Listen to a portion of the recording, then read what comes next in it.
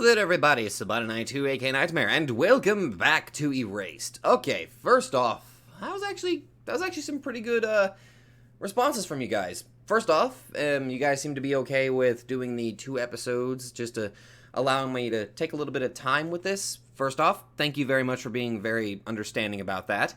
I kind of got the feeling that this is going to be one of those shows where I would have to definitely take my time. And after watching those first 2 episodes, I'm gonna have to be careful and take this in stride. A couple of things. One was that the legal age of consent is different in countries. I should have realized that whenever I was kind of freaking out about him being 29 and her being like, I think somebody said 17. Which, that's perfectly fine. Okay, that's kind of a U.S. thing. That's kind of why I was kind of, I was mentally confused there for a moment. That's my bad. I really should, I keep forgetting that there's different countries that have different age of consent laws. Okay. First off, thank you very much for clarifying that. Okay, thank you. And the second one was, I was a little curious why they said to look out for police whenever they ride that bike. Apparently it's illegal to do that. I did not know that. Huh. But anyway, last week we finally got started on this interesting premise. It seems like the main character has the ability to, well, he doesn't seem to be able to control it, but he gets sent back 1 to 5 minutes in the past before something bad happens, and then he has a chance to adjust it. Okay, that's an interesting premise. Obviously, it's a power he can't control, but, well, consider me, intrigued. And all of a sudden, boom, mom's dead. So yeah, that's a thing. And he suddenly, all of a sudden, now he's even further back, and now he's back in his child body? So, that's a thing. I wonder how he's gonna, actually, this is actually a pretty interesting premise. I wonder if that's going to be the entirety of the show. Him just being in his younger body until he can, figure out, who killed his mom and see... Because what I'm getting right now, it seems like he might be able to try to stop the serial killer / kidnapper. Which, overall, that's pretty cool. But he may be a 29-year-old, but he's still in his younger body. That's going to be kind of difficult to do much of anything. So... consider me hyped. I'm actually I'm really wanting to watch more of this, so let's just go ahead and just throw ourselves back in. Huh. No, I just noticed those were the paper airplanes that Yuki was flying earlier. Huh. It kind of tells me that that's probably going to play an important role. That fact that Yuki seems to be in there seems to tell me that he's going to be playing some sort of important role in this tale, I think. I mean, I guess it would make sense in that regard. Okay, so in this episode, let's see. We saw Kaio being abused firsthand, and it felt way too gritty and realistic, and I'll give props to the artist on that one. That was pretty hard for me to sit through. So I'll give you props on that one, just for displaying it how it kind of is. And of course, the curse of the Child Consultation Center once again. Why? That thing's just gonna keep, that friggin' place is just gonna keep haunting me. Now, I was going to add a little, how it seems like the teacher was trying to help, but that little scene right there at the end, it showed the teacher, and it showed Kenya. I'm guessing that was Kenya. He's the blonde one. I think that was him. What the hell are they doing late at night at the school, though? Kind of worries me a bit. On another note, though, seeing Kaio smile, that was nice. That was really nice. That little bit of happiness did a good job to counter some of the despair and the just overall sadness that. Okay, yeah, I think it was a good decision for me to just go ahead and just do 2 episodes at a time, because I don't think I'd be able to handle doing what I used to do, where if I had the time, I'd be able to kind of do multiple episodes all at once. No, and not with a show that has heavy subjects like this. Definitely not.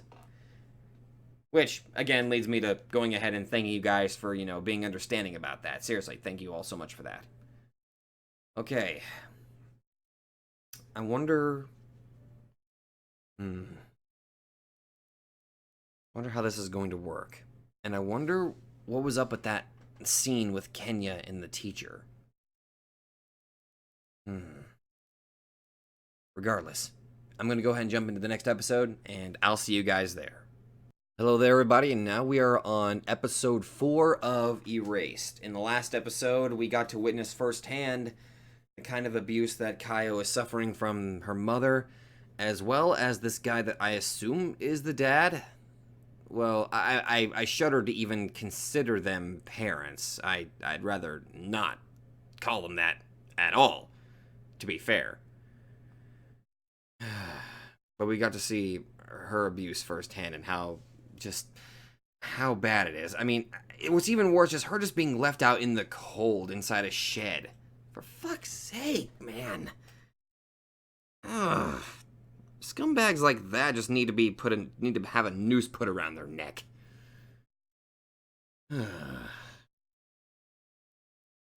And in a bit of a lighter note, we got to see Kaio smile, which she got to have fun, which it gives me a little bit of hope, kind of, sort of, slightly. I'm waiting for this show to just crush my hope all at once. It's probably going to happen. I'm just going to be waiting for it. Fuck. Anyway, guys, let's go ahead and get started on this episode. Hopefully something good will come of it, and maybe we'll get a little bit more information. Like, a little bit more information on Yuki, and maybe figure out what was up with, the teacher and Kenya talking at night at the school. Because that's bothering me. So we're gonna go ahead and throw ourselves in. This damn anime is gonna have me in freaking knots. Okay. I asked how everything was going to be ruined after all that happiness, and it delivered. It pulled a damn Ryukishi on me. Plot twist: Ryukishi was actually assisted in developing this. Okay. So, I was hoping things would change, but from the way that this episode ended, it seems like that's not going to be the case. It seems that he's gonna have to, I don't know.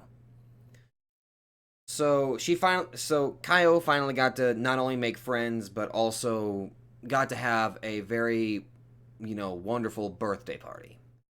Now, the question is, what the fuck happened? Where is she? There's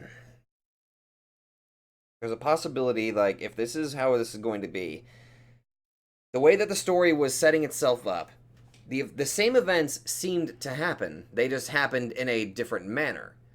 Where, in his memories, he just happened to run into her at that that science museum.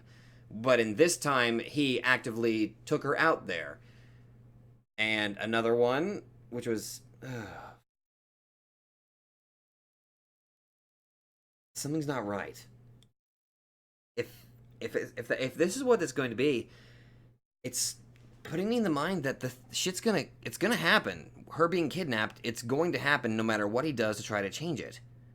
And that's gonna be very upsetting, because I'm starting to like Kaio. I don't know. I'm starting to get that... I'm getting that Steins Gate feeling right now. Where, regardless of what's changed, it's going to happen. It just might happen in a different way.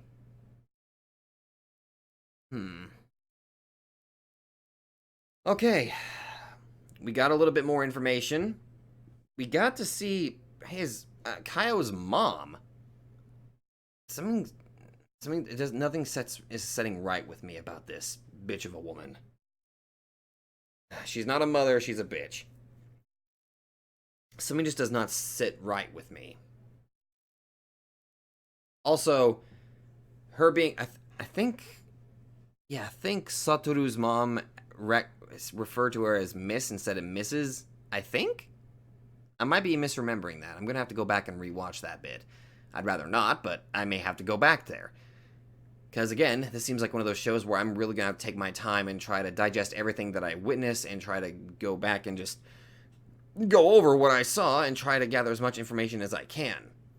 The way that ended, it seemed like nothing had changed. Like he wasn't able to stop her from being kidnapped. Or maybe she really was just late, or there's a possibility that the mom really just abused her to the point where she didn't come into school.